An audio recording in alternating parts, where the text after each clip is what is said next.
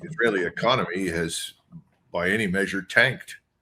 You've got hundreds of thousands of men mobilized that otherwise would be at work within the framework of the Israeli economy.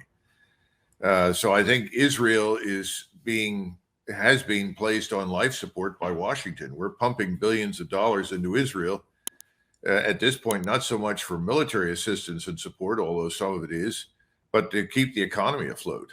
So the first question is, how much longer can we do that? Well, if you listen to Janet Yellen, we can do that in perpetuity. But anyone looking at our financial condition at this point and our own economy raises questions about just how long that can go on. If that were the case and Yellen was right, we would continue to send hundreds of billions of dollars to Ukraine. And I think it's pretty obvious that that period is over. We cannot afford it. Yeah. So that's the first thing.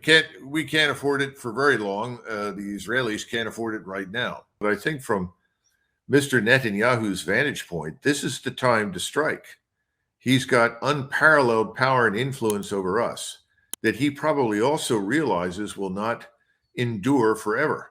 So what he's got to do is press ahead with the plan to remove the population from Gaza. And that's what you're seeing. Now, is he going to try and recover the hostages? Of course. Is he going to try and weed out and kill Hamas fighters? Of course. But that's like picking out a school of fish in an ocean.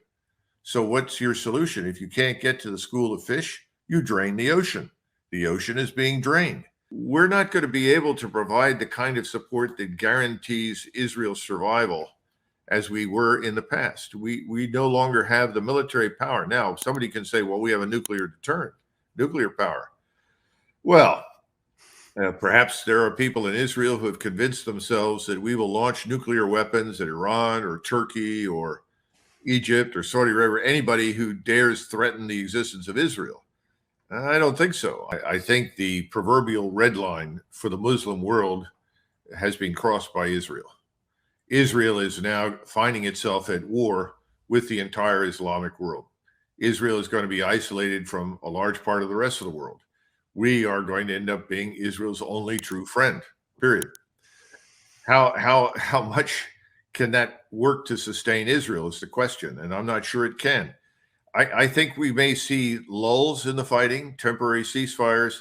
Then I think it will erupt again and again until ultimately the entire region is involved and crushes Israel. Well, and